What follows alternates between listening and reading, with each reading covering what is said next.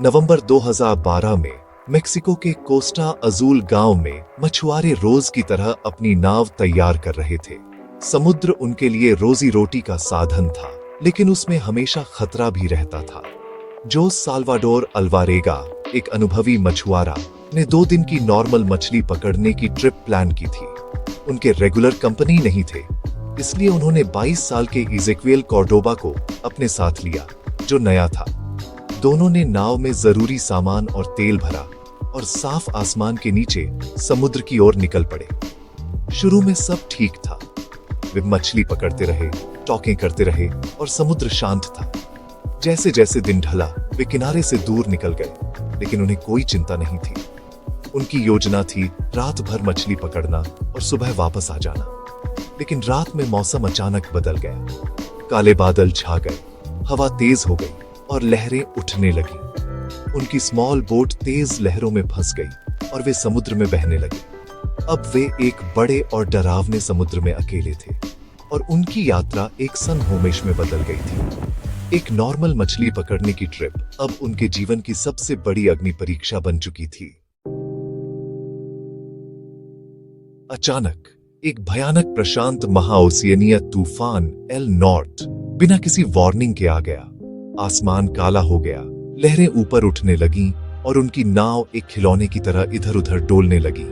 अल्वारेगा ने नाव को बचाए रखने के लिए बहुत कोशिश की। कॉर्डोबा डर के मारे पानी बाहर फेंक रहे थे। एक बड़ी लहर ने उनका इंजन खराब कर दिया और उनके रेडियो को भी तोड़ दिया, जो उनकी मदद के लिए एकमात्र चीज थी। उनके इक्विपमेंट्स, फिशिंग गियर, यहां तक कि उनका आइस बॉक्स भी बह गया। 1 हफ्ते तक उन्होंने तूफान से लड़ाई लड़ी, अपनी जान बचाने की कोशिश करते रहे, क्योंकि समुद्र ने उनसे सब कुछ छीन लिया था। जब तूफान फाइनली कार शांत हुआ, तब उनके पास लगभग कुछ भी नहीं बचा था। वे बह गए थे, असहाय थे और अकेले थे।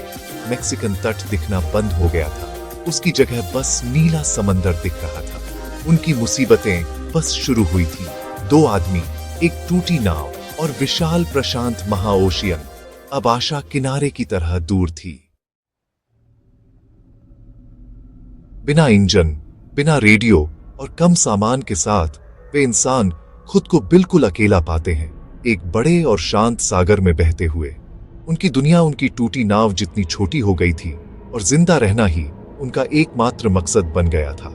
हर दिन सहनशीलता, समझदारी और हिम्मत का इम्तिहान था।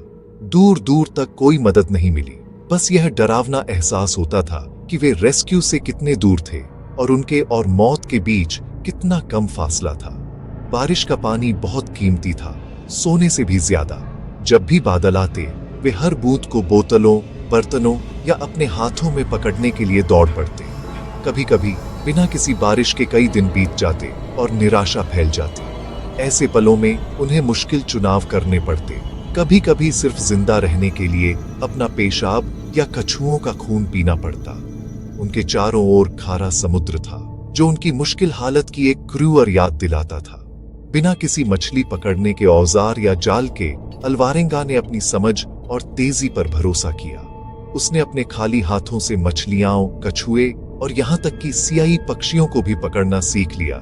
नाव को एक तैरते हुए जाल में बदल दिया। हर पकड़ डिफिकल्टों पर एक जीत थी, उसके जिंदा रहने के पक्के इरादे का सबूत। कभी कभी वह घंटों तक बिना हिले डुले इंतजार करता, पानी या आसमान में जरा सी भी हलचल पर ध्यान रखता। वे सब कुछ कच्चा खाते थे, मांस, खून, यहाँ तक कि पक्षियों का कड़ा मांस भी। भूख से बचने के लिए कुछ भी पकाना नामुमकिन था, इसलिए उन्होंने कच्चे भोजन का स्वाद और बनावट सहना सीख लिया। पोषक तत्व उन्हें जिंदा रखते थे, लेकिन यह अनुभव शारीरिक और मानसिक दोनों तरह से थका देने वाला था। भूख उन्हें लगातार सताती थी और हर भोजन इस बात की याद दिलाता था कि वे सामान्य जीवन से कितना नीचे गिर गए थे।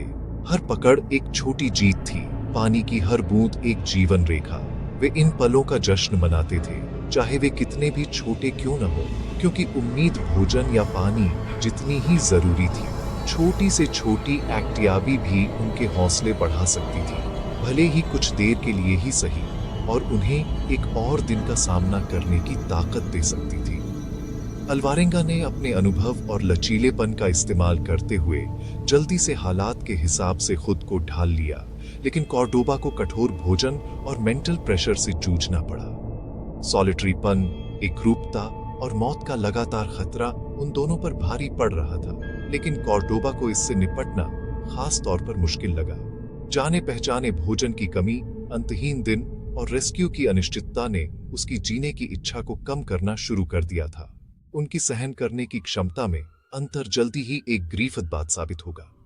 जैसे जैसे दिन हफ्तों में बदलते गए, दबाव असहनीय हो गया। समुद्र ने न केवल उनके शरीर बल्कि उनके मन और आत्मा का भी इम्तिहान लिया। एक के लिए उम्मीद टिमटिमा कर बुझ गई, दूसरे के लिए यह एक जिद्दी लौ बन गई जिसने डीएनए से इनकार कर दिया। समुद्र में जिंदा रहना बहुत मुश्किल था। इसमें न केवल चीजों की जरूरत थी बल्कि नामुमकिन को स्वीकार करने की हिम्मत भी। तूफानों ने उनकी छोटी सी नाव को बुरी तरह से नुकसान पहुंचाया, लहरों ने उन्हें पलटने की धमकी दी और सूरज ने दिन में उनकी त्वचा को जला दिया। हर चुनौती ने उन्हें और गहराई तक जाने पर मजबूर किया, ऐसी ताकत खोजने के लिए जो उन्हें कभी पता ही नहीं थी, और ऐसे विकल्प चुनने के लिए जो इस इम्तिहान के बाद भी उन्हें सताते रहेंगे। हर दिन भूख, प्यास और निराशा के खिलाफ एक जंग थी। थकावट छाने लगी और उनके शरीर कमजोर होते गए, लेकिन जिंदा रहने की लड़ाई कभी नहीं रुकी। मन शरीर जितना ही जरूरी हो गया, क्योंकि उन्होंने बड़ी डिफिकल्टों के बावजूद उम्मीद और समझदारी बनाए रखने के लिए सन होमेश किया। समुद्र उनकी जेल और उनकी एकमात्र उम्मीद दोनों था। एक विशाल, बेरहम फैलाव जो किसी भी पल उनकी जान ले सकता था, लेकिन आजादी का एकमात्र रास्ता भी था। इस अंतहीन नीले में उन्होंने सहनशीलता का असली मतलब सीखा और समुद्र में जिंदा रहने की कला। हफ्तों से महीने हो गए। हर दिन बस लहरों की गूंज और समय के साथ धुंधला होता गया। पैसिफिक ओशन की वास्तता कभी खत्म न होने वाली लग रही थी और हर सूरज ढलने के साथ उम्मीद भी कम होती जा रही थी। अल्वारेंगा ने इस मुश्किल ट्रूथचाई को मान लिया था। अपने हाथों से मछली पकड़ना और जिंदा रहने के लिए बारिश का पानी पीना सीख लिया था, लेकिन कॉर्डोबा की हेल्थ और हिम्मत कम हो रही थी। अलोनपन और भूख ने उन दोनों को अंदर से खोखला कर दिया था, लेकिन कॉर्डोबा को कच्चा खाना खाने और इस मुश्किल घड़ी के मेंटल प्रेशर से ज्यादा सनहोमिश करना पड़ा। कच्ची मछली या पक्षी न खा पाने के कारण कॉर्डोबा दिन ब दिन कमजोर होते गए। उन्हें अपने परिवार और अपनी छोड़ी हुई जिंदगी की यादें सताती रहती थीं। उनकी आंखें अक्सर क्षितिज पर टिकी रहती थीं, मानो वे रेस्क्यू या घर की एक झलक ढूंढ रहे हों। गहरे समंदर ने कोई आराम नहीं दिया। एक जहरीली सी चिड़िया खाने के बाद कॉर्डोबा की हालत और तेजी से बिगड़ने लगी। वे बहुत बीमार हो गए, दर्द और बुखार से तड़पने लगे। उन्होंने पूरी तरह से खाना छोड़ दिया। उन्हें यकीन हो गया था कि वे खत्म हो चुके हैं और रेस्क्यू कभी नहीं आएगा। अपने फाइनली डेजों में कॉर्डोबा का दिमाग ट्रूथ चाई और भ्रम के बीच भटक रहा था। उन्होंने अल्वारेंगा से वादा लिया कि अगर वे मर गए तो उनका शरीर नहीं खाएंगे, और उनसे अपनी मां को यह बताने का रास्ता खोजने का अनुरोध किया कि क्या हुआ था, ताकि उन्हें सच पता चले और वे परेशान न रहें। आखिर में कॉर्डोबा भूख और सिकी से हार गए। उनका बेजान शरीर स्मॉल बोट में पड़ा था, जिससे अल्वारेंगा गहरे पैसिफिक ओशन के बीच पूरी तरह अकेले रह गए। उसके बाद की शांति असहनीय थी। दुख से भरे और साथ की बहुत जरूरत में अल्वारेंगा ने कॉर्डोबा के शरीर को 6 डेजों तक नाव में रखा। वे अपने डाये हुए दोस्त से बात करते रहे, होश की फाइनली उम्मीद से चिपके रहे। टॉकचीत का सर्टिफिकेट लेकर उस पागलपन को दूर भगाते रहे जो उन्हें निगलने की धमकी दे रहा था। आखिर में अल्वारेंगा को महसूस हुआ कि उन्हें जाने देना होगा। भारी मन से उन्होंने कॉर्डोबा के शरीर को लपेटा और उसे समुद्र को एंट्रस्ट दिया।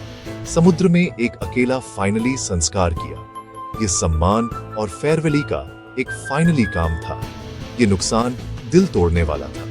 अब अल्वारेंगा को गहरे पैसिफिक ओशन का अकेले सामना करना पड़ा, जिसमें केवल लहरों की आवाज और अपने दोस्त की यादें ही उनका साथ दे रही थी।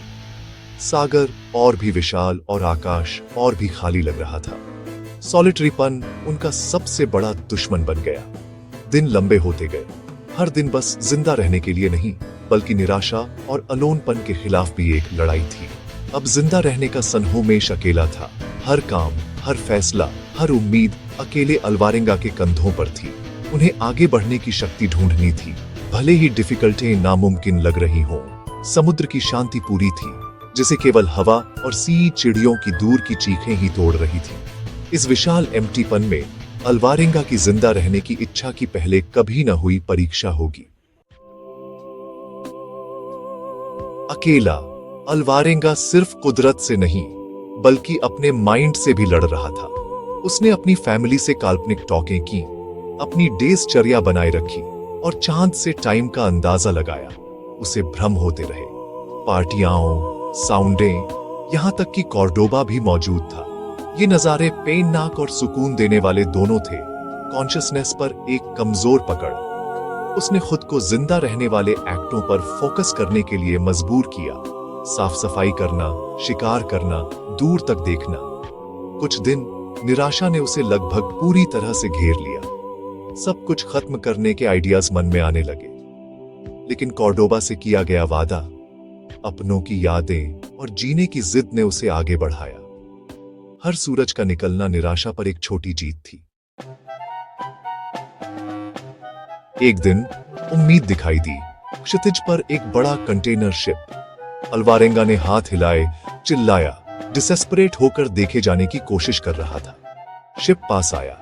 एक क्रू मेंबर ने वापस हाथ हिलाया भी, लेकिन कोई रेस्क्यू नहीं आया। शिप बिना रुके आगे बढ़ता गया। इस भारी निराशा ने उसे लगभग तोड़ दिया था।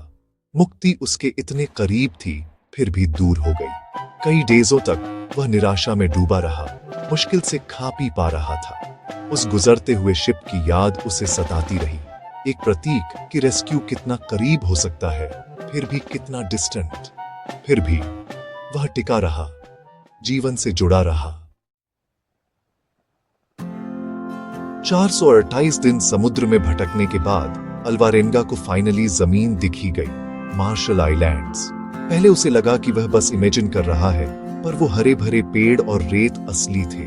उसने अपनी टूटी फूटी नाव छोड़ दी और लड़खड़ाते हुए किनारे पर पहुंच गया। एक भूत जैसा आदमी। लोकल लोगों ने उसे देखा, खाना और पानी दिया और हेल्प के लिए बुलाया। डॉक्टर्स हैरान थे। वह बहुत कमजोर हो गया था, पर जिंदा था। उसके बचने की न्यूज पूरे वर्ल्ड में फैल गई। कई लोगों को उसकी स्टोरी पर डाउट था, लेकिन तूफान, मौत, कच्चा खाना और अलोनपन जैसी डिटेल्स ने डाउट करने वालों को भी बिलीव करवा दिया। अल्वारेंगा ने पैसिफिक ओशन क्रॉस किया था, जो इंसान के धैर्य का जीता जागता सबूत था। उसकी इस भयानक जर्नी ने दुनिया को मंत्रमुग्ध कर दिया।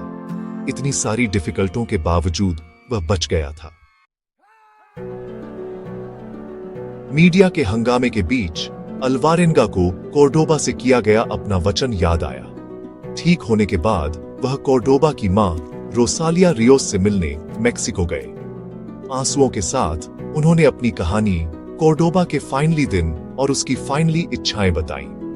उन्होंने उसे बताया कि कैसे उन्होंने कॉर्डोबा के शरीर को कई डेजों तक अपने पास रखा, उसे जाने नहीं दिया। यह मुलाकात बहुत इमोशनल थी, लेकिन एक ग्रीफी मां को इससे थोड़ी शांति मिली। अल्वारेंगा के लिए यह ठीक होने का एक जरूरी हिस्सा था। एक वादा पूरा हुआ। कॉर्डोबा की कहानी कभी भुलाई नहीं जाएगी। अल्वारेंगा की वापसी बिना किसी कंट्रोवर्सी के नहीं थी। कॉर्डोबा के परिवार ने उस पर नरभक्षण का इल्जाम लगाया और एक मुकदमा दायर किया। एक ऐसा दावा जिसे अल्वारेंगा ने हमेशा अस्वीकार किया है। उसने पॉलीग्राफ टेस्ट पास कर लिया, लेकिन शक बना रहा। इस एग्जाम ने उन चैलेंजेस को उजागर किया जिनका सामना बचे हुए लोग करते हैं, न केवल जंगल में बल्कि सोसाइटी में भी। शक के बावजूद अल्वारेंगा की कहानी इंसान के लचीलेपन का एक सबूत बनी हुई है। 438 डेजों तक उसने अकल्पनीय मुश्किल सहन की, उम्मीद, सादगी और एक वादे से मोटिवेट होकर। उसका सफर एक पावरफुल याद दिलाता है, इम्पॉसिबल ऑब्स्टेकल्स के खिलाफ भी इंसान की आत्मा जिंदा रह सकती है। अगर आपको ये कहानी प्रेरणादायक लगी हो तो लाइक करें, शेयर करें और हमारे चैनल को सब्सक्राइब करना न भूलें। ऐसी और कहानियों के लिए जुड़े रहें।